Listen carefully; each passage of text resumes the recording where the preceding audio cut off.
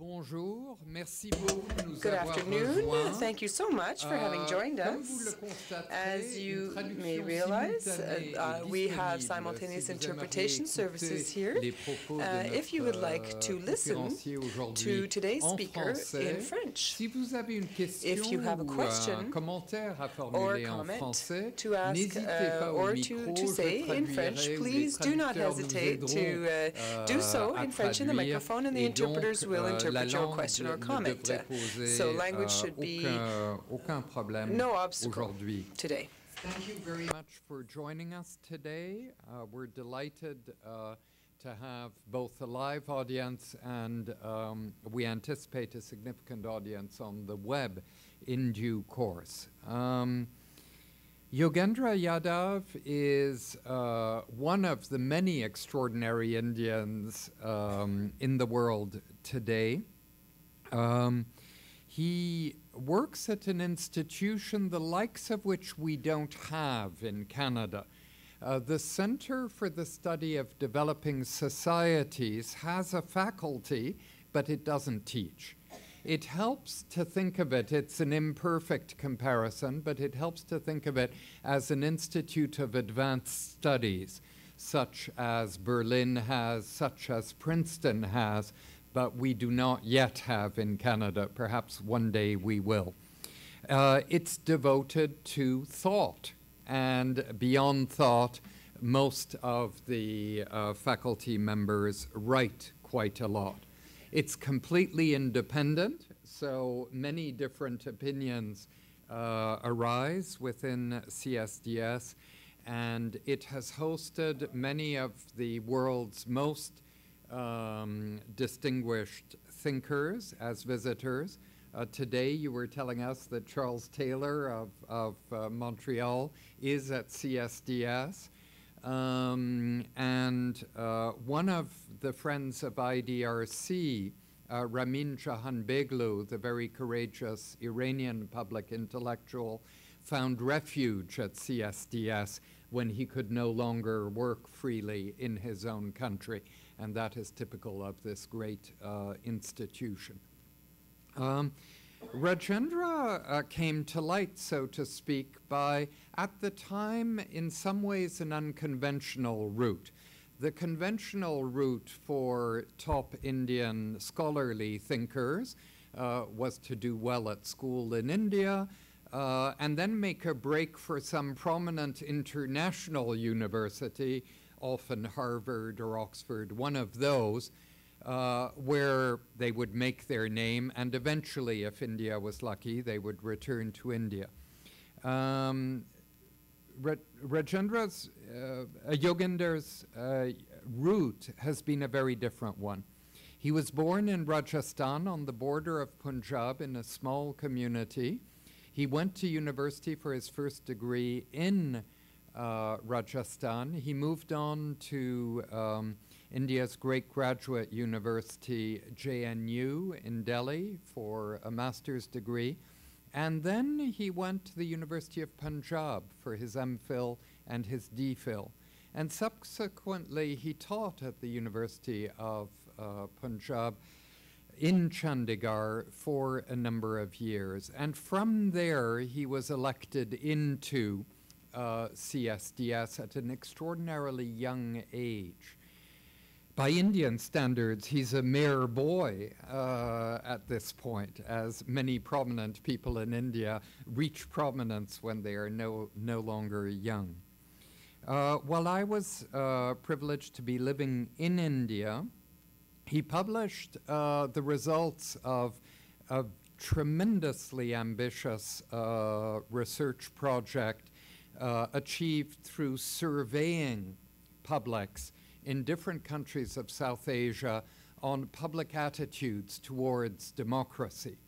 I seem to remember it was called State of Democracy in South Asia, which described exactly what it was.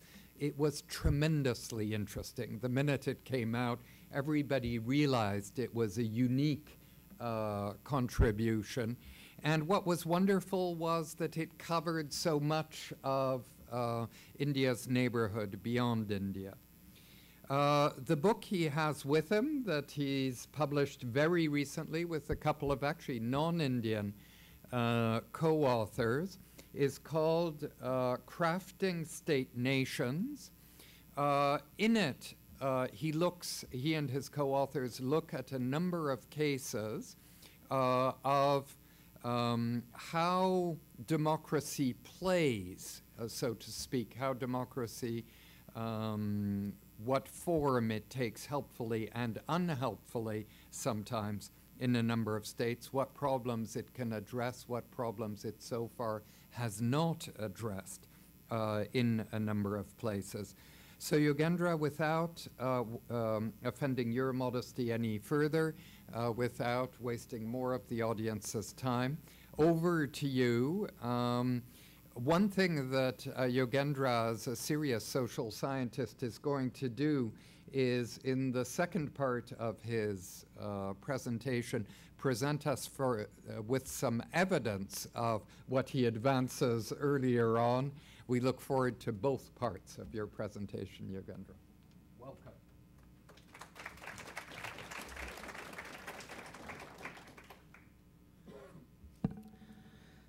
Thank you, Professor Malone. And thank you, everyone, for coming here. I see some distinguished scholars here, and this is such a humbling experience. Thanks for noting that somewhat unconventional route, as you put it. And if I'm permitted some narcissism, I would argue that the story of India's encounter with diversity is also a story of an unconventional route. And sometimes unconventional routes happen to bring certain resources which are normally not available to us in the standard conventional routes that we are used to. But that's narcissism. How can modern democracies deal with deep diversity? This is a straightforward, simple question that I carry with me in narrating the story of India, which I will focus on today. What I'm going to do is to say something about this general question, then say, why is India relevant to making sense of this question? In which ways understanding India would give us particular insight to this very question? I would say something about what was the Indian model, and then go on to talk about India's, whether that model was, in which ways has that model been a success?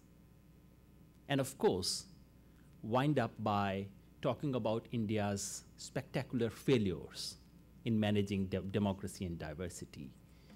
And finally ask whether we have some general lessons to learn from India's encounter with deep diversity. That's basically what I'm going to do. And as he indicated, that PowerPoint presentation is not doing very much right now, so we can all focus on the conversation. They're just pieces of evidence that I want to present towards the end. And there's only this much you can talk about the evidence, and presenting it saves time. That's why some bit of evidence would come later. Let's start with a thought experiment. The thought experiment is simply this. Let's imagine that we know everything about 20th century world, history, whatever happened in all parts of the world.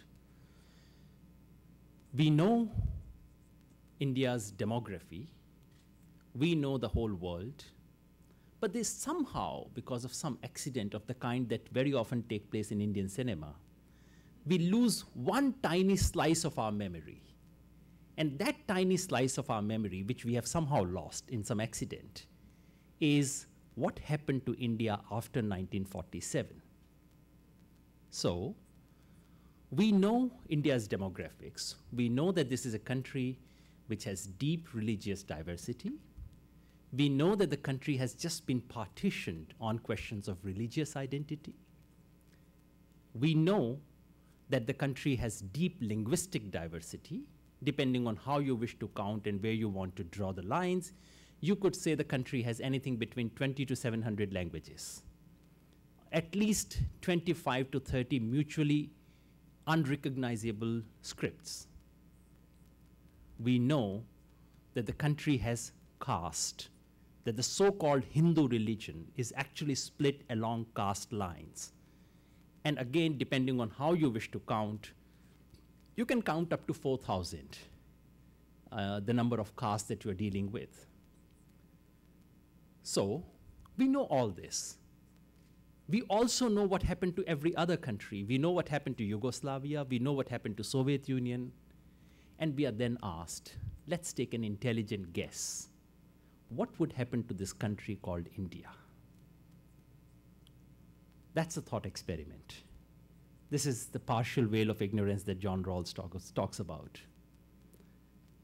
My fair guess is that many of us, I cannot vouch for everyone, many of us would say, well, give it 15 or 20 years, this country cannot hold. It's bound to disintegrate. And that indeed was the common wisdom at that time. Books came out. Professor Nair is here, and he knows about the literature of that times. Books came out, arguments were advanced by people with very serious reasoning to say this kind of a country is unlikely to hold as a single political entity. Now we lift the veil, and we know the country actually has survived. The point that I wish to make through this thought experiment is not to say that therefore something must be great about India. That's not my point, because countries can survive as single political units by all kinds of mechanisms, which need not be lovely, which need not be accommodative, which can be horrible at times. My only point through this thought experiment is to say India is a very significant case in thinking about the relationship between diversity and democracy. That the Indian case has a scope value which is pretty large. There are certain cases which are marginal, but there are some cases to think about a larger argument where you begin to say, okay, this is a critical case. Let me see how this case flips. India happens to be one of those cases. That's why this thought experiment is actually interesting. It suddenly shakes us. In 1950, when the Indian Constitution was inaugurated, India started on a bold experiment. And that bold experiment, which was not in keeping with the prevailing wisdom of that time, was a recognition, an insistence that this country is not going to see its diversity as a handicap, as a problem, but actually it's going to foreground its diversity. The prevailing wisdom at that time suggested that if you have deep diversities, then you're dealing with a potential problem, which you somehow need to do away with. But the Indian national, and this is not a decision that took place in 1950, this decision was actually a accumulated wisdom of the Indian national movement. So by the time the Constituent Assembly met, most of the fundamental decisions about India's future were already pretty much settled affair. One of those settled affairs was this consensus that India will be unity in diversity. Diversity will not be shunned, will not be brushed under the carpet, will not be seen as a problem, will not be seen as a passing phase which will go away. It will be foregrounded, recognized, constitutional guarantees will be built. This, at that time, was a very risky venture. What then was the Indian answer? Or what was the Indian model of handling diversities within a democratic frame? There are three components to that model. One is the constitutional frame.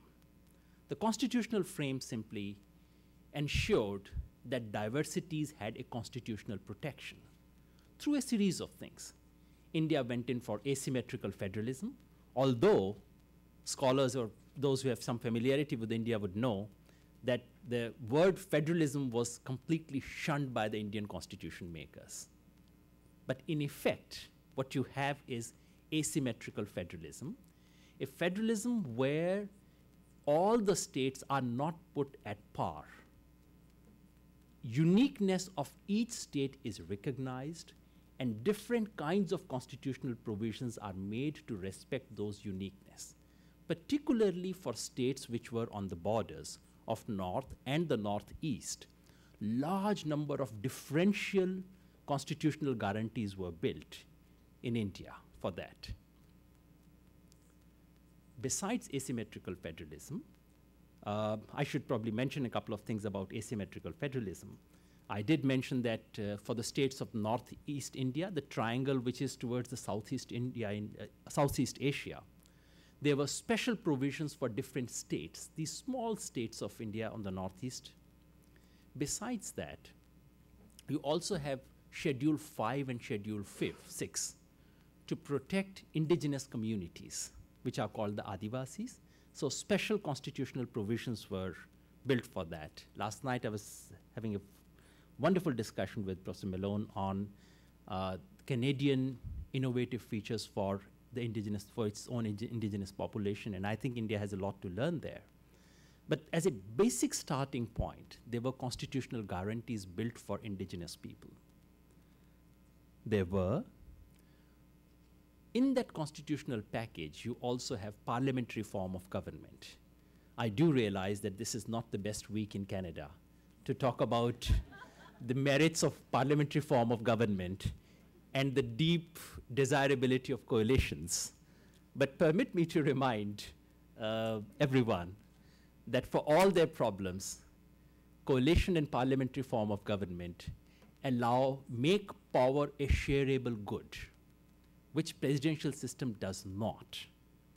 And sharing of power is essential to any accommodation of deep diversities. So parliamentary form of government, which was coalition requiring and coalition sustaining, which did not happen for the first 4 decades in India. But as the logic of democracy unfolded, we had a situation of coalition government, which has helped sustain, helped share power across diverse social groups.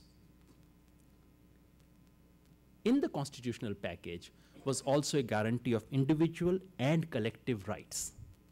Collective rights not only for religious minorities, but also for linguistic minorities and for socially disadvantaged groups of ex-untouchables and the indigenous people. Along with these constitutional guarantees was a package of cultural policy. Cultural policy which was very consciously non-assimilationist. If you look at the key symbols of Indian state, right from anthem, India's national anthem begins by talking not about India, but about different units that constitute India, by naming different parts of India, including some non-existent ones, which actually went to Pakistan. It actually continues to name them, which is a way of saying India exists because of you. You are India. Right to symbols of state, to everything. And cultural policy, which in a sense foregrounds diversity. So much so that when Atal Bihari Vajpayee became Prime Minister, he was from a right-wing Hindu nationalist party, which was known to be pro-Hindu and pro-Hindi, the language, the dominant language of North India, which is spoken by about 40% of Indians. When he became Prime Minister, there were deep anxieties about how he might handle the language question. And of course, in his very first speech, he began by quoting in Tamil, only to underline the fact, to accept that long-standing wisdom that you cannot be assimilationist and be in power. So right from the days of Tagore to someone like Atal Bihari Vajpayee, in that sense you see a continuity of a state where political integration is emphasized, but without cultural assimilation. And finally, the Indian model had political component to it, a politics which accepted, recognized, celebrated, and provided legitimate space for articulation of differences, especially articulation of regional differences. India began with large polity-wide parties, which are talked about, Congress, BJP, and such like. But actually, in the last 20 years, Indian politics has been dominated by what are called regional parties, parties which are dominant in one state only, which draw most of their support from one province of the Union. And many observers at that point thought this was the end of Indian experiment. Because once you have these regional parties dominating every province, very soon you would have a battle to the finish, and this thing called India would disintegrate. But actually what has happened is exactly the opposite. All these provincial parties came up. All of them go out of their way to emphasize the fact that they are not regional. Half of them call themselves all India this or that. And they enter into interlocking political arrangements wherein they have alliances with national parties, where deep power sharing mechanisms are devised, where power is shared across state and the national level. In other words, the Indian model for handling diversities was very different from the model we have been used to, or which was considered the dominant wisdom of the time. The model involved constitutional guarantees for differences, culturally accepted policies of cultural non-assimilation, and politics of legitimate play for regional, local political formations, including, I should add, parties which were on the borderline of secessionism. Even today in India, you have two parties which are on the border of secessionism, but which do get a play, including sometimes a share of the national power. These are in Kashmir and Nagaland. The question then is, has this model succeeded? This is where I wish to present some evidence. How do we judge the success or failure of a model? One would ask four kinds of questions. Has the working of this model for 60 years given Indians a sense of national pride? One. Has it created a sense of identity which is multiple but complementary, which is to say, I'm Indian, I'm also Tamil, and I see no reason why I need to choose between the two. Third, do citizens develop a sense of trust in some of the key institutions of state, of national governance? And fourth, is there support for democracy itself? Because after all, democratic political mechanism is the one which is guaranteeing this arrangement. Is there an acceptance of this arrangement itself? That's where I wish to present some evidence based on surveys. This is, I can see that not everyone can see that, so I'll just summarize it, and it's there in the book. The first piece of evidence is from the World Values Survey. The simple question is, are you proud of being Indian, American, or whatever? It gives you evidence from 12 long-standing federal democracies. The selection is not arbitrary. We've picked up the 12 countries which are federal and are also long-standing democracies. The simple evidence suggests that India belongs to the group where sense of national pride tends to be very high. Unsurprisingly, the countries with somewhat low sense of national pride are Germany, Switzerland, Belgium, and Austria, for reasons which are historical. Second, is there multiple or complementary identities? When this question is asked to Indians, how would you identify yourself? only as Indian, more Indian than Bengali, let's say. Bengal is a province in the eastern part of India. Third would be equally Indian and Bengali. Fourth option would be more Bengali than Indian. Fifth option can be only Bengali, nothing to do with India. This gives you, presents you findings of surveys, and trust me, these are not findings of survey very arbitrarily picked up. These are findings which are repeated survey after survey, so these are very representative findings. About more than 1/3 of Indians identify themselves as only Indian, and only 12% identify themselves with only state identity. The rest mix them in one proportion or the other. What about religious minorities? Do they share that sense? Look at the evidence for Muslims and for Sikhs. In the case of Christians, it's a little below the national average, but their sense of only state identity is also close to national average. In the case of Muslims and Sikhs, the proportion of those who say they feel only as Indian rather than any other thing is actually higher than the national average. In the case of Muslims, it's understandable because there is no particular part of the country where you have concentration of Muslim population, which Muslims would see as their home state. But in the case of Sikhs, there is a clear home state in India, which they would tend to identify, but you do not get that pattern.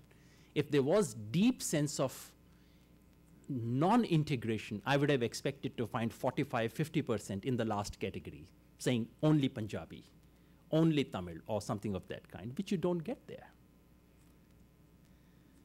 In trust, once again, I've picked up the same set of 12 categories, 12 countries, long-standing federal democracies. Again, the evidence is from World Value Survey. Basically, it shows that for some of the key institutions, the level of citizens' trust is among the highest in the world. If you ask me as a citizen of India, I'm appalled that this is the case because I don't know why there should be this kind of trust in some of those institutions. It only comforts me to see that the level of trust in Indian police is very low, which makes the data look real to me. Otherwise, I wouldn't have believed a word of it. These surveys were done in the 90s. This particular survey is from 95 to 97. But we've done this again and again in our national election studies. The trust level in police continues to be lowest. Trust level in parliament, in national government, and in judiciary and election commission continues to be very high. Continues to be very high in these institutions. So there are points about subjective and objective. If you asked me, I do not honestly know what are the objective grounds for this belief. But the nations are made and unmade not on the basis of objective reality. It's perceived reality which makes countries and destroys them. And we are talking perceptions here. Finally, support for democracy. In this case, this is a selective sample of countries which have experienced authoritarianism as well. And therefore, the comparison with some of the Latin American countries, we have Brazil, Chile, Uruguay, also Spain and Korea as countries which did experience authoritarianism. The question is, what the level of support, does it match, does it sort of compare with that? The simple answer is, like Uruguay and Spain, India is one of those countries where level of support for democracy has been pretty high. And the proportion of population which expresses almost a direct wish for authoritarian rule is minuscule. Do people feel that their vote makes a difference? Again, identical question asked by CSDS in its various national election studies. I've picked up 3 points: 1971, 1996, and 2004. Don't ask me how can citizens possibly think that their vote makes a difference. I personally do not believe that my vote makes a difference. But if you look, these are proportion of people who say their vote makes a difference to how the country is run, how decisions are taken in the country. And the simple trend, the pattern is very clear. Over the years, that proportion has gone up. overall proportions are sometimes unhelpful. Therefore, we break it down by the 6 most disadvantaged groups in India, because that's really where you want to test it. Does it make a difference to them? And in each of those cases, and the lines that you see towards on the right-hand side of the graph simply show the trend is upwards in the case of every single group. And these are the most disadvantaged groups. So, what's the point? The point here, looking at the evidence, is simply this, that India demonstrates that the old suspicion that democracy was somehow incompatible with the deep diversities is probably not true. In some situations, democracy can be made compatible, that this model, which was a risky model, and at one point must have seemed outrageous. And there are times in 1950s when even someone like Jawaharlal Nehru feels a little shaky when linguistic states are being carved out. Those who designed the systems were shaky about what they were doing. At the end of it, some of these key things do hold. The idea that by foregrounding diversities, you actually do not fragment the place, you actually cement bonds much better, is an idea which has stood the test of history. But is India only a case of success? Certainly not. It would be an incomplete story if I were not to talk about the disasters of the Indian experience. The biggest and the well-known disaster is, of course, Jammu and Kashmir, specifically the Kashmir Valley, where level of political alienation continues to be high.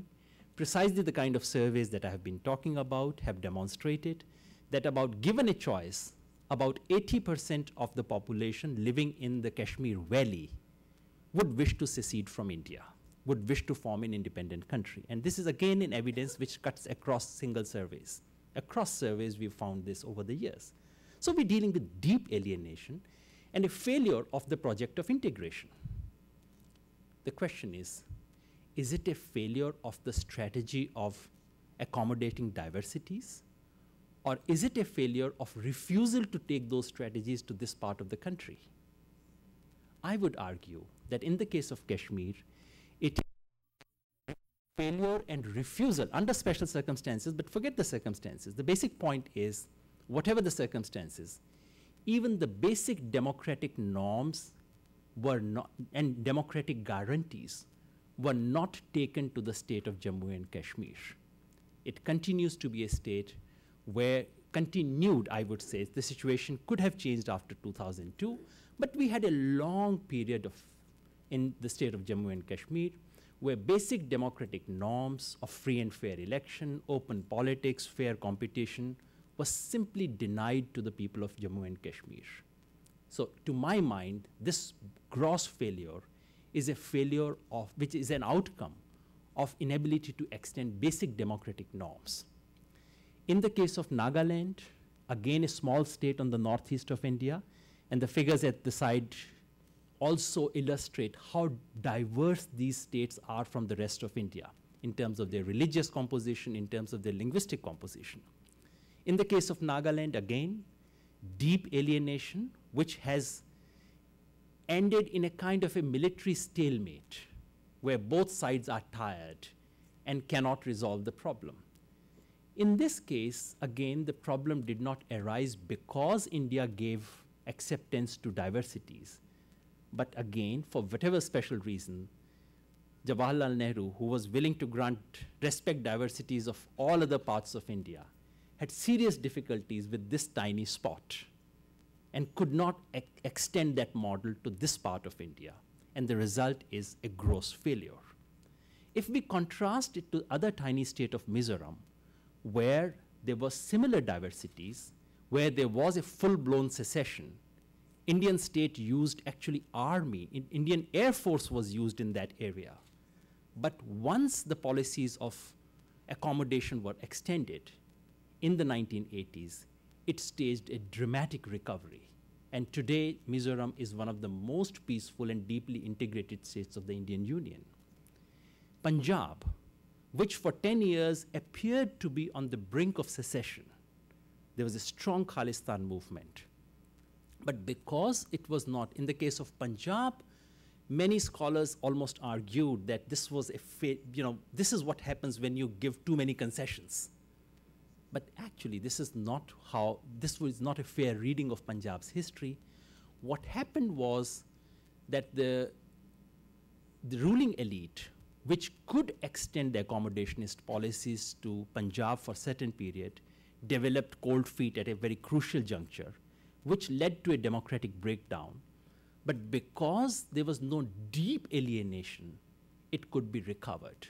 It was recovered by 1995, and after that, Punjab has been one of the most normal states of the Indian Union once again, as dramatically normal as it became dramatically abnormal for some time.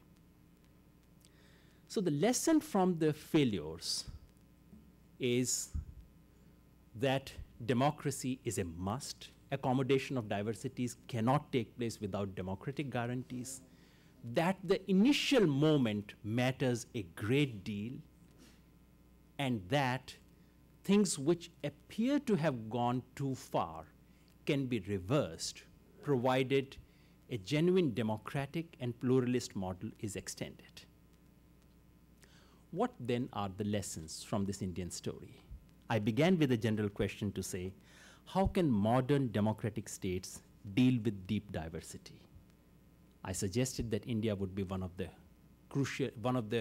almost litmus test cases, a test case. So what have we learned from this test case then? What we have learned, to my mind, is that the world offers more possibilities than what our conventional wisdom dictates. The conventional wisdom, remember that thought experiment that we began with? Which started with the conventional wisdom. The conventional wisdom is that cultural and political boundaries must coincide. That is to say, each state must have a culturally homogeneous community. I do know that talking about when an Indian speaks to Canadians, all of us in this room can laugh off this notion. But I can assure you that this is not such a laughable notion in the rest of the world. This actually dominates thinking so much that diversities are in principle a problem, that each state must have one nation and every nation must have one state. This is basic common sense. Any deviation from that is a problem. If there is a homogeneous community which is spread across 2 or 3 countries like the Kurds, well, something needs to be done to bring them together under the umbrella of one state. And if one state has more than one deeply divided community, well, the political borders have to be redone like it was done recently in Sudan. So either redraw the political boundaries or erase and redraw the cultural boundaries through persuasion, homogenization, pressure, or ethnic cleansing. The history of 20th century is a history of enormous violence. Actually, my colleague Ashish Nandi insists that more people were killed in 20th century because of ethnic violence than were killed during the 2 world wars put together. So we're dealing with a notion which is a very powerful notion, which is not just an academic problem, which is a real problem out there. What the Indian case tells us is that we need not be bound by that notion. That notion, just to give it a name, is nation state. Nation state is that dominant wisdom, which invites us to think that every state has to have one and no more than one nation, and every nation must have its political expression called the state. The Indian case invites us to model. To give it a name, let's call it state-nation. It's a model that prioritizes political integration over cultural unity. It's a model that believes in the power of democracy, power of political integration.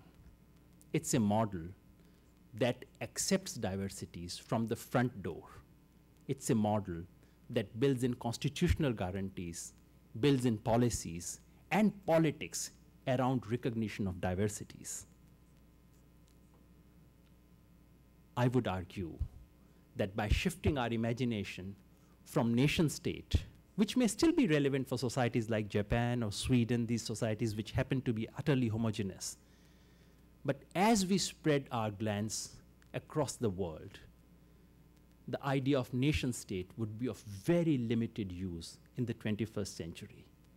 That if we look at Canada and India more closely, we would begin to think about this state-nation approach, which is not merely an academic argument or point. It's a point which has deep moral and political relevance in the world where we live. It may also do something else. For far too long, our theories and notions about democracy have derived from the experience of a very tiny part of the globe in Europe, I would say Western Europe, and some parts of North America, especially the USA. In that sense, tail has been wagging the dog for far too long. By thinking about models beyond the very tiny experience of these homogeneous societies, we begin to make our thinking about democracy truly democratic. Thank you.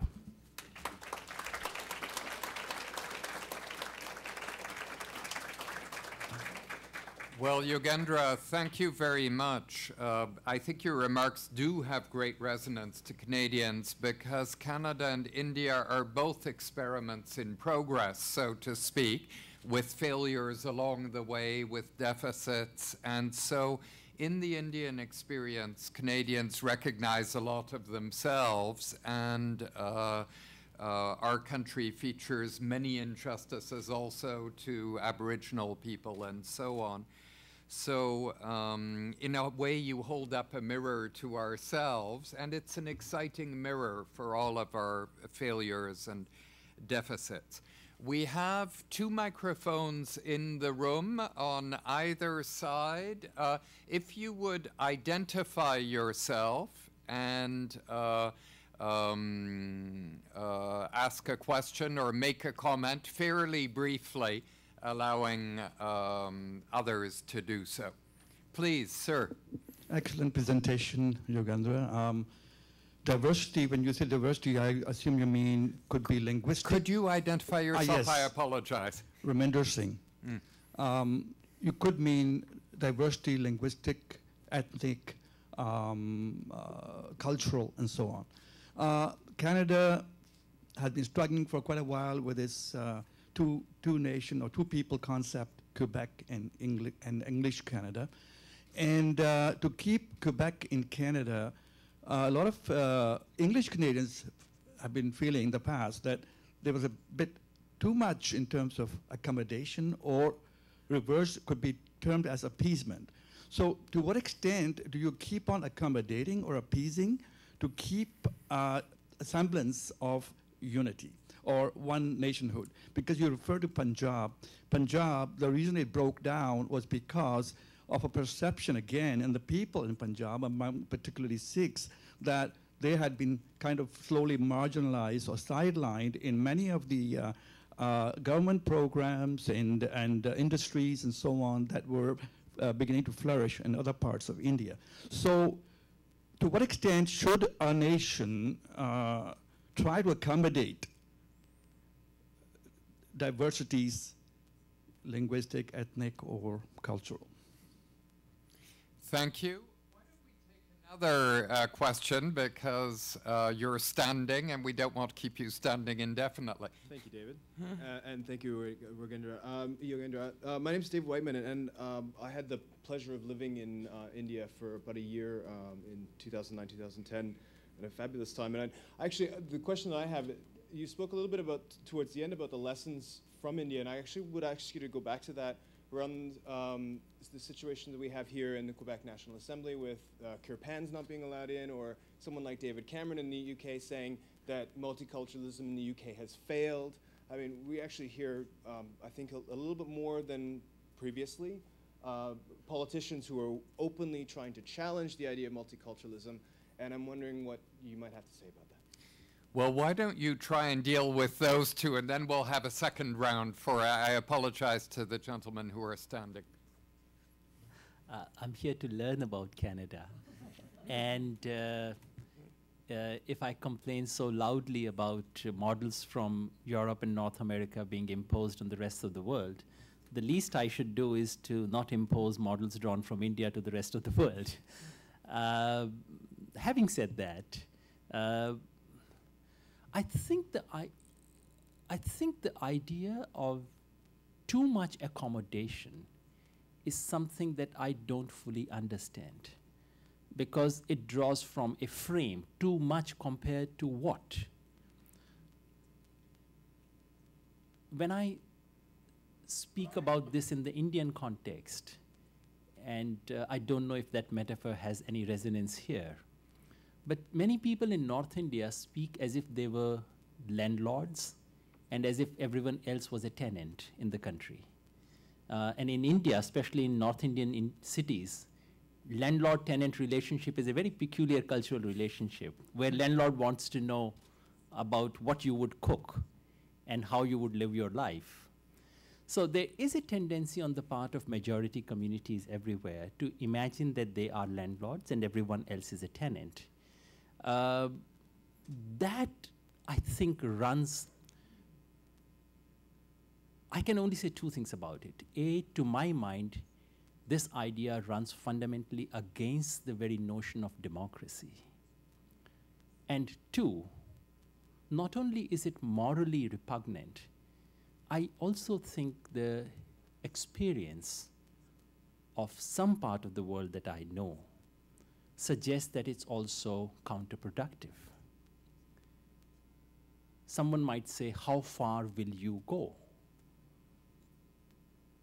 I think that question can only be posed from a certain colonial imagination. This is the kind of questions that the English must have asked about India 50 years ago. How far can we go in dealing with these people? Communities decide their own future, and they decide how far they want to go. Who are you and me to draw those lines?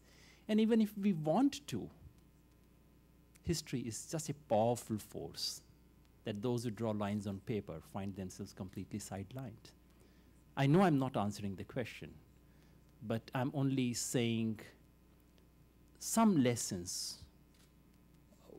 I'm only saying what kind of questions are not legitimate questions. But yes, there are also legitimate questions of how best to work out a frame and what kinds of experiments should one keep doing. What are the best possible frames for accommodation?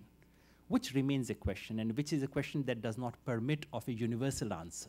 It has to be worked out in very precise local details.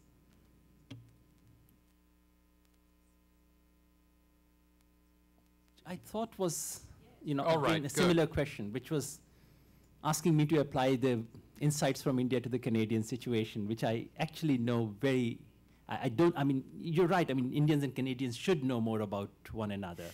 And I happen to be not so well informed to be able to give an answer which would be anything close to satisfactory. Great. Well, thank you very much, sir. Please. Thank you. My name is Brian Elliott. I'm a sort of international worker.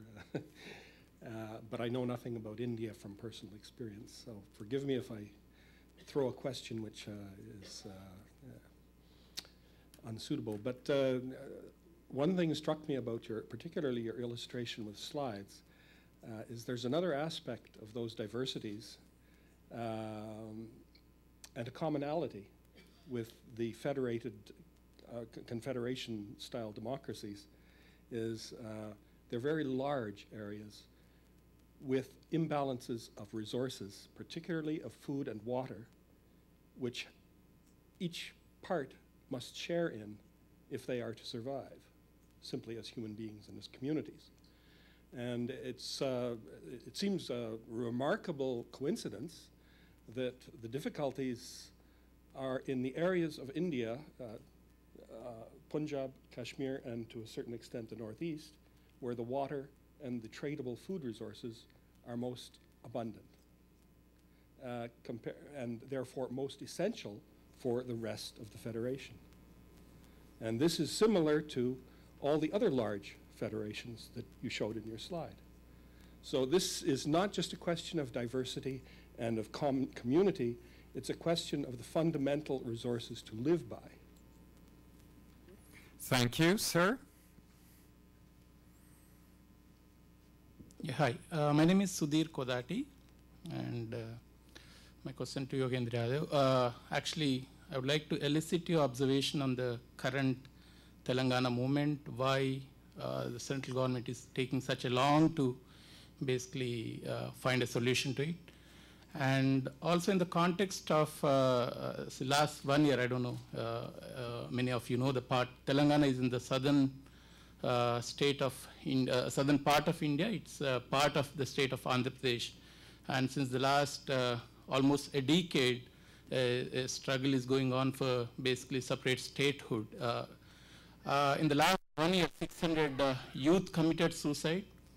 And this includes engineers, basically librarians, peasants, basically from the age group of 15 to 30. Now, in spite of so much of sacrifice from the people of Telangana, basically demanding that the state would be, it's a promise that was given by the Congress party and almost all the parties hailing from the region. In spite of all this, why is it taking such a long time, and how far? You just said communities will go to any extent to basically define themselves. So what kind of sacrifices are demanded from Telangana for the rest of India to wake up? Thank you. Thank you. Do you want to handle those two, or good? Why don't we go ahead with those two, and if you don't mind waiting a couple of minutes at the microphones, we'll be grateful. Go ahead. The first one, I just wanted to say you actually know much more about India than you said you do. And it's a very interesting observation, which is about the role of sharing of resources, especially natural resources like water, rivers, and so on, play in this. That clearly is one of the fundamental ties that bring these communities together and which do help hold these diverse communities together. At the same time, I would just remind you of the Indian partition, which was as unnatural a partition as you can possibly think of. The partition of India and Pakistan took along lines which cut across 5 major rivers, which were the lifeline of that area. And if anyone was ever asked of what kind of political division it is almost impossible to think of, that is the division which actually historically took place in 1947, cutting across lifelines, cutting across rivers, cutting across every geo-cultural divide that you can think of. And it held. So while I recognize the force of your point, and I think the compulsion of sharing resources and mutual need creates a good context in which political integration can take place. This is neither necessary nor sufficient, although it works in some important cases and continues to be a factor. On Sudhirji's question on Telangana, your question, I can take your question analytically or normatively. Normatively, that is to say, should Telangana be formed or not? My answer is straightforward. I cannot imagine this 1 billion plus country to contain only 28 units as it does now. India has 28 provinces. As I look to the next 50 years or so, I do imagine, I think every rationale, administrative, political, geographical, dictates that we have about 60, 70 units of the Indian Union, a country which is 4 times bigger than the US in terms of population. cannot have 28 units. And Indians in some ways are such funny people, you know, because they simply have not come to terms with the scale of the country they live in. Telangana, this new province for which there is a strong demand, would be what, about 25 million when it's formed? 35 million. And I have actually read articles in Indian newspapers saying this is too small to be considered. So the Indian sense of scale is very wonky. You know, they need to look so some free tickets to some Indian policymakers around the world would be a great idea. So in the long run, we have to move towards that, where roughly you would have a political unit for at least every 5 million or so, at least every 10 million or so. You are looking at something of that kind. I certainly advocate it. I personally think the formation of Telangana would actually be a starting point of a new stage of thinking of redrawing the Indian map internally along administrative and economic rationale, which would be very good. And I think that further drawing of bounds, somehow Indian media and Indian intelligentsia discusses the internal boundaries of India as if the external boundaries of India were being redrawn, you know, as if we were redrawing the international map. So I personally think that this redrawing and creation of smaller states in India would deepen the process of political integration. It is no threat to the Indian Union. This is actually necessary for better integration. But if I convert your question into a genuine analytical question to say, why is it not being done? If it is as clear a case as this, 3 reasons. Most narrowly, it is the real estate of Hyderabad. As you know, the entire division depends on how the capital is to be split. And as it happens in many Indian states, just too much concentration of resources happens to be in the capital city. And division of that capital, and the political elite has just too much vested interest in that capital city and the real estate. Secondly, the larger question of precisely the fact that Telangana will be a test case. The moment Telangana is granted, there are at least 10 other demands waiting to be considered. And our political elite at the moment, India's national leaders, right till the top, there simply is, you know, the capacity to take some political risk and to take a big decision, which would in the long run be a sound and sensible decision, but which can have short-term implications. I don't think we have the kind of political leaders who can take that risk, which is finally linked to the question of larger political imagination. You have to be able to imagine that we are a country which is slightly bigger than Great Britain, which I think is an idea which hasn't struck too many Indians so far. Great, thank you. Please, sir. Thank you. My name is Nasir Islam. My question relates to Kashmir. You mentioned Kashmir. Is it possible, at least theoretically, to extend the principle of language, ethnicity-based states to Kashmir and create smaller units like Jammu, Kashmir Valley, and Ladakh?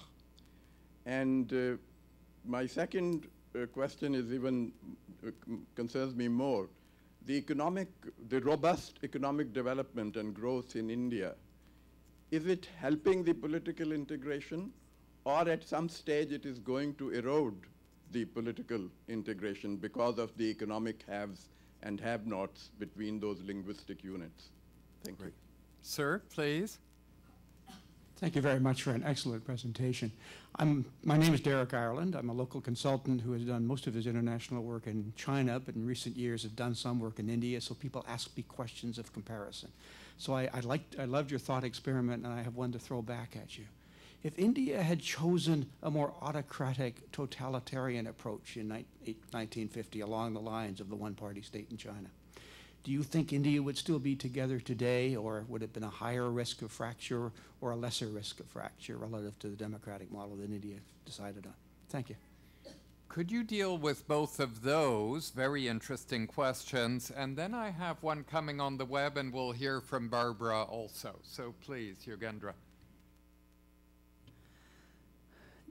Jammu and Kashmir, because not everyone would be fully informed, so maybe I should say a couple of lines to explain your question.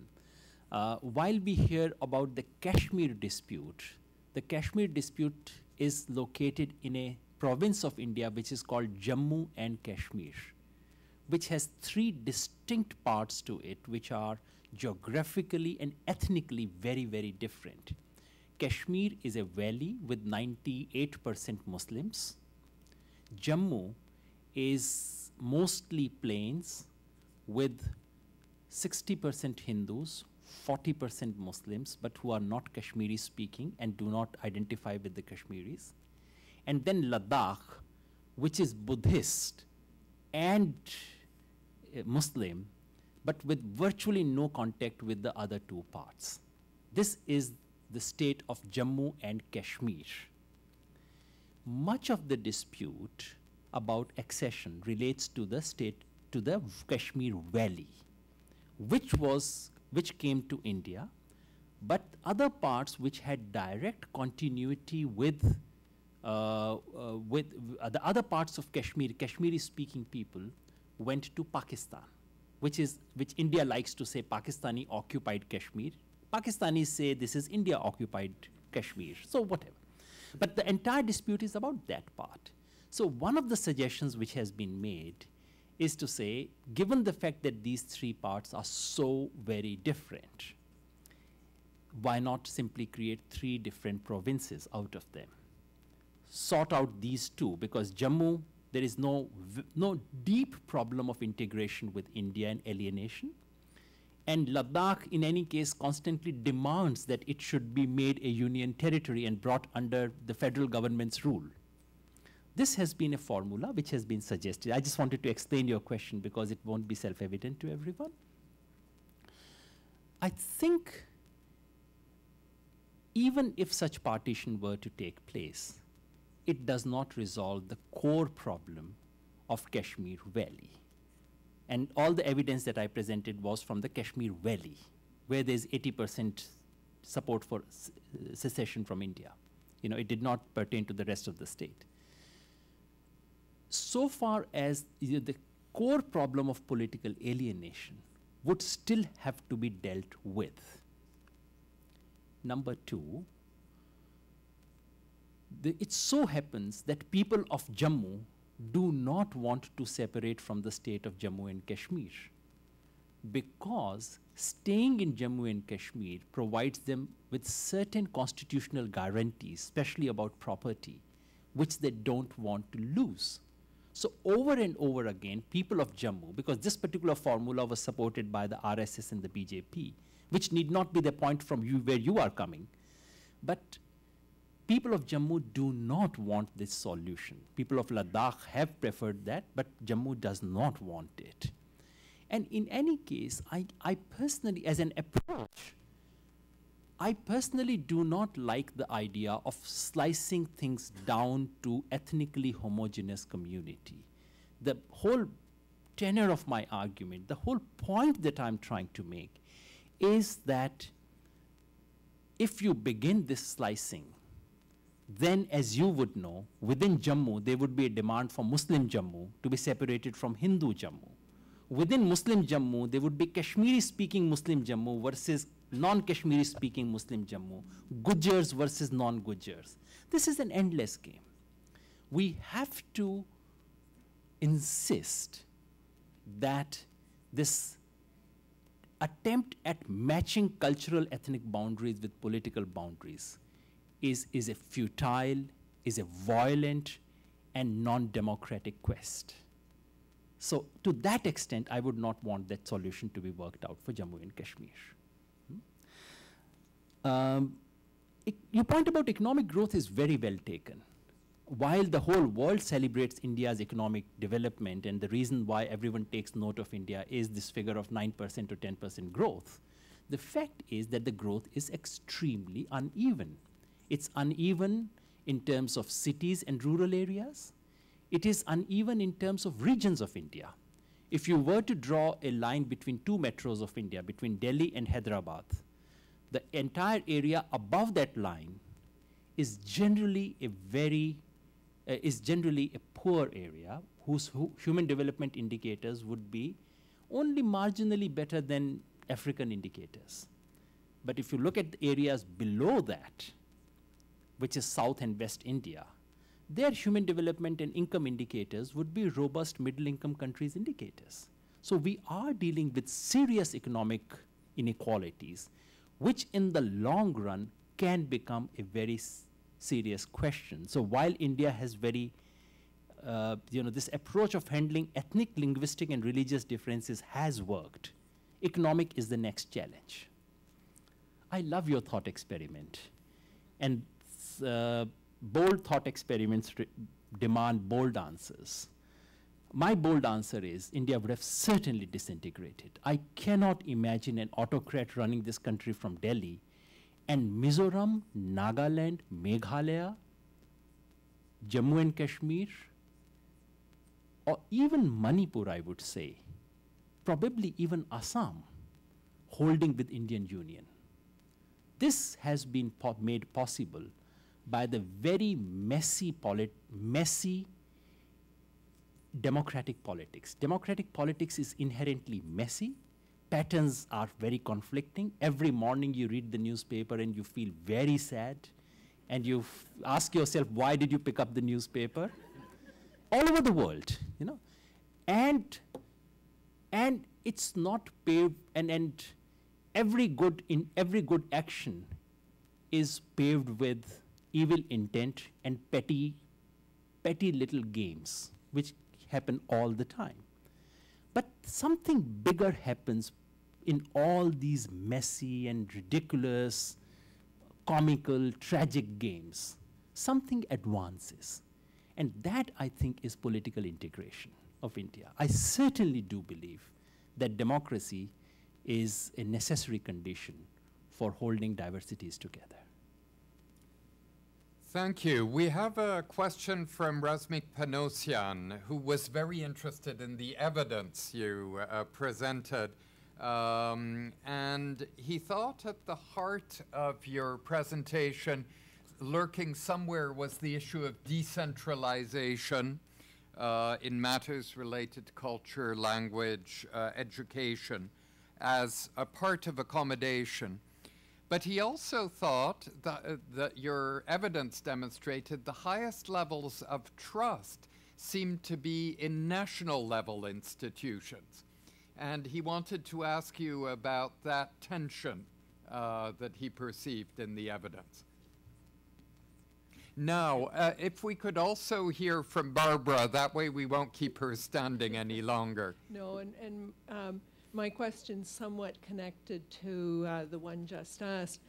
I'm interested in learning about India in the way that you're interested in learning about Canada.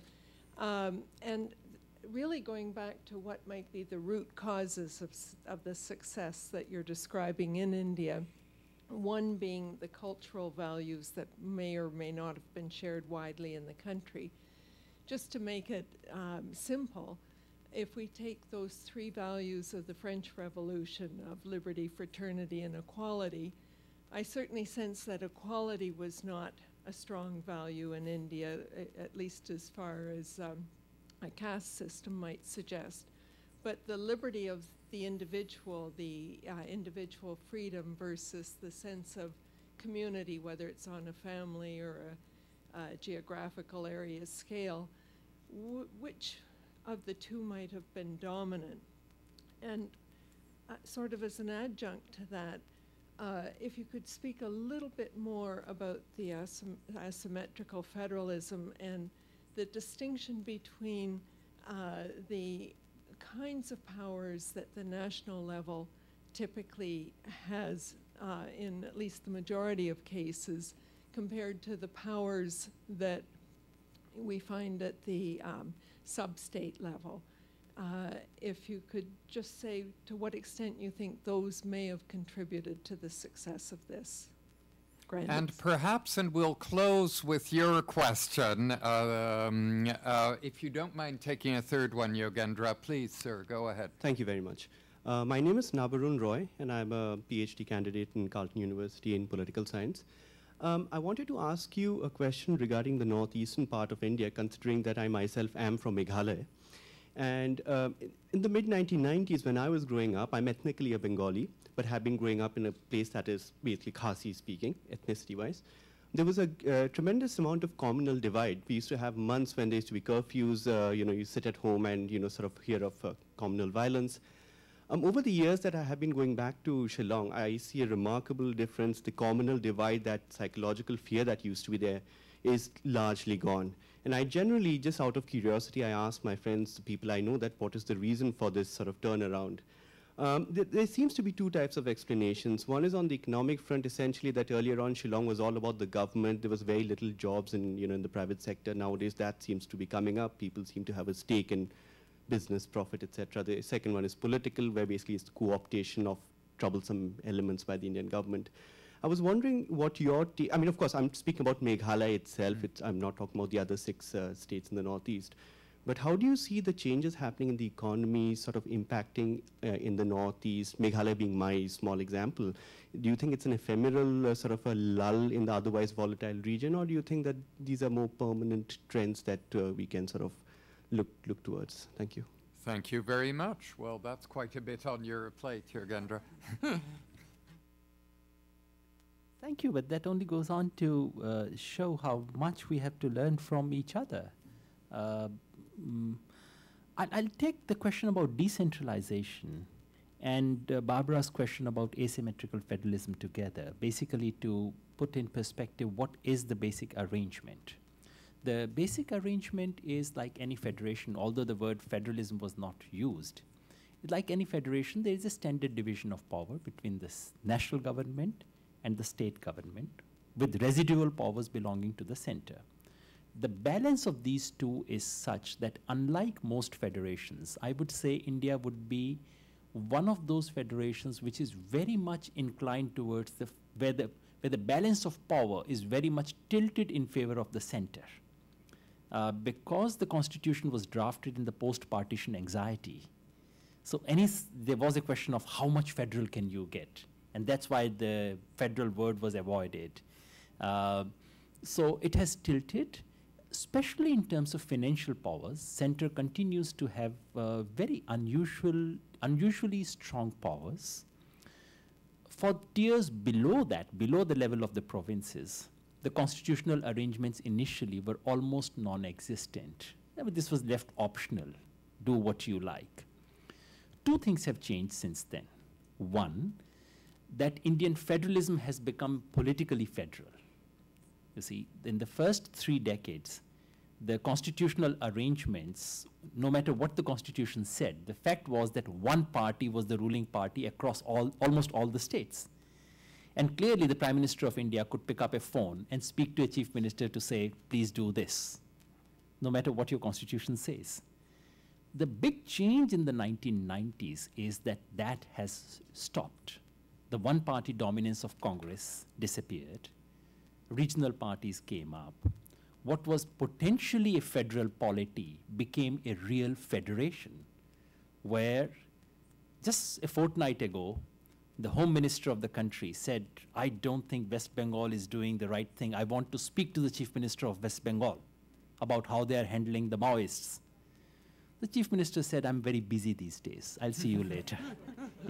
That gets you a sense of how federations work. Regional political parties have begun to wield much greater weight. So what was potentially federation is becoming now a true federal polity, where although the center continues to have more constitutional powers, but in what the center decides is already decided by regional powers, thanks to coalition politics. So that has been somewhat neutralized. The second major development is that the third tier of democracy, as it is known in India, the level below the level of provinces, has been given constitutional protection. So you have to now have local, village or urban level local governance, that has been made constitutionally mandatory. Elections have to be held there. And we elect no less than, this figure would surprise you, but the number of elected representatives in India which get elected in these local governments is 3 million. We have 3 million representatives, political representatives. While that has happened, and it's a lovely news, and one can talk about it, one of the sad parts of it is that creation of these local government was not accompanied by effective delegation of power and finances. And ironically, and which is probably linked to your next question, ironically, it is the central government which wants to give power to the local government, and it is the provincial government which resists it, which ensures that nothing goes to the lowest level. And central government keeps thinking of devices of bypassing this provincial government in order to reach money directly to the province. So that's the basic situation there. The question that came about decentralization, I think he got my intent absolutely right, because underlying this is a question of decentralization as well. And to my mind, accommodation of diversities and decentering of power go together. In that sense, he understood my basic thrust very correctly. The point that he noted, though, is a very interesting point as to why is it that you have higher level of trust in national institutions. I have a theory. It's my private theory, but which is to say that we're dealing with subjective things here. We are dealing with people's impression about institutions. These are not necessarily the realities, but impressions count. Impressions are what make politics very often. I think the logic is very simple. If an institution is somewhat closer to you, you get a very real-life view of how that institution operates, and you have a somewhat unmystified approach to how you look at that institution. If it is distant enough, and if you approach that institution through newspapers, media, it's mediated, your approach, then the way media presents it to you significantly dictates what your relationship to that institution is. There was a time when some of these national institutions, especially institutions like the Supreme Court and Election Commission, continue to be projected in a very, very favorable and positive light, and they deserve to be so. So that, to my mind, is a logic which is at work here, which is that the more distant an institution is, citizen can sometimes have a more positive impression about it, more than it deserves to. That's just a sort of floating a hypothesis. Your question about, I'll just take the Northeast question with it, which is to say in the Northeast region of India. I mean, Northeast in a sense is, can we say, Professor Nair, it is the Yugoslavia of India in terms of the ethnic diversities that it packs? Or maybe more than that. The range of ethnic diversities which are packed in that little triangle of India is astonishing. You can do 100 years of research on ethnicity in that one region alone. It's that packed with things. The question is, are things getting better there? It's an uneven record. If getting better means long-standing insurgencies being settled, then yes, things are getting better. Some of the long-standing insurgencies of an organization in Assam called ULFA, they've just come to the negotiating table. A Nagaland insurgency, for all practical purposes, is over. It's just a technical question, because the resolution of Naga insurgency depends on redrawing the boundaries of the neighboring province, which is a problem, which is almost an irresolvable problem. So it is on that it hinges. And as you know, the whole problem is that the leadership of Naga insurgency happens to come from that little neighboring part of the next state. So that's where it's stuck. But the serious insurgency is over. Manipur continues to be serious and very difficult situation, largely the making of India's rulers. It's not something which is objectively there, it's sort of created. So in terms of if integration means absence of insurgencies, Northeast is calming down. If it means communities coming together to forge their own lives, that I think is a distant dream. And a lot needs to be done. Because this area continues to have influx of migration, apart from all the packing of ethnicities, there is constant influx of population from Bangladesh. Because in India-Bangladesh borders are so porous borders at places that there are many places where people get up in the morning, cross the border, do their work, and get back and sleep in another country. And no one can check that. So given that porous border, this situation gets pressurized further. So there is a challenge there, certainly. And the point, in a sense, Northeast then reminds you of the fact that these large entities like nations have to be reinvented every morning. Every morning you have to get up and say, okay, there are 10 challenges, let me try and deal with it. So it's not that you settled it 50 years ago and all is well for the next 100 years. That would clearly be a wrong way of looking at it. You asked Barbara asked a question about cultural values, liberty, equality, and so on.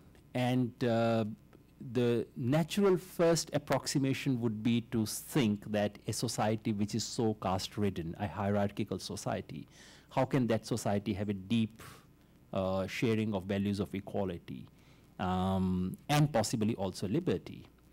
But actually, if you look at this, as you know, intellectual history of ideas doesn't quite follow history of objective realities. And there's this astonishing thing called modern Indian political thought. The intellectual tradition in India of the last 150 years is, to my mind, one of the richest sources of thinking about modernity. Because basically, this set of Indians said, we are colonized. Initially, they played with, and we are being told we are not a nation, we are not a race worthy of having autonomy and independence. They had, of course, the first temptation to say, these Europeans, these white people, we have nothing to do with it, our culture, our past, our background, only to discover there was no single culture, no single civilization, no single backdrop. What we then have is an astonishingly rich response, I would say from late 19th century till about 1950, the first half of 20th century, is an astonishing series of reflection by modern intellectuals who are deeply modern, who want to take on the heritage of humankind and no less, who are not racist, who do not wish to allow the fact of colonialism to set borders to what they think, and who want to be true inheritors to the tradition and cultures of India. And you have in characters like Tagore, Gandhi, Nehru, and various other traditions. You have, in modern Indian political thought, attempts to reinvent and redeploy the entire cultural, intellectual resource that the West had to offer. So the idea of liberty undergoes a transformation and actually is interpreted in ways which is very different from the libertarian way of looking at it. The idea of equality, it would surprise you, is such a powerful intellectual force beginning with 1880s onwards. And by 1930s, you cannot be young and not be left. By 1930s, it's absolutely evident every young person has to be socialist or communist. So you actually have and then beyond being socialist and communist, there are anti-caste movements led by people like Phule and Ambedkar. So I would argue that you do find these currents, which are very powerful currents. These are not currents which draw from Indian tradition of the last 5,000 years or so. These are very distinctly modern and very specifically Indian. An Indian constitution, I would submit, is actually a product of this rich intellectual heritage of those of modern Indian political thought. Yogendra, many thanks. Tout d'abord, nos... Well, tell Mr. Mamadou Diallo that we're sorry. He sent us a very interesting question, but we unfortunately do not have the time to ask his question. This was an excellent... an admirable effort to come to grips with the questions you were asked. It doesn't always happen. Often questions get sloughed off. And one of the pleasures of listening to you is to sense you thinking about what you were asked. I don't want to bore Yogendra with this, but when I was living in India, I had a bit of an education in the limits of divisiveness in India also. One day I went to see a very prominent politician who had been associated with the Hindutva movement, the sort of Hindu rule movement, and we were chatting, and he said to me, you know, we did pretty well out of anti-Muslim campaigning, but then we were in government. We won. And then what I discovered was we couldn't rule without the consent of Muslims. An instant education in the reality of the limits of divisiveness in a democratic society. If I may add, you remember what they did? They actually raised the Hajj subsidy. Indeed, they then made all sorts of gestures towards the Muslim community, which is a very large minority in India. Eventually, perhaps most illustrative of the limits of their sort of Hindu rule approach is who did they wind up recommending as president of India? They wound up recommending a Muslim, low-caste, very prominent scientist in India. This was the Hindu rule party. So in fact, democracy introduces stabilizers. Even people of fairly extreme to us ideologies experience and have to contend with, that I think are one of the hidden salutary strengths of India. And again, I think in Canada we have a number of these hidden stabilizers as well in the way our country is structured politically, socially, and otherwise. Yogendra, it's been simply wonderful having you. If only we had an Institute of Advanced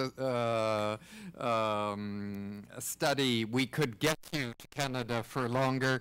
But I hope you'll return before too long, perhaps visit other cities, that you'll encourage the other senior fellows of CSDS not to forget us in the distant Great White North, such that we may primarily learn from you, but also have the pleasure of learning from each other. Many thanks.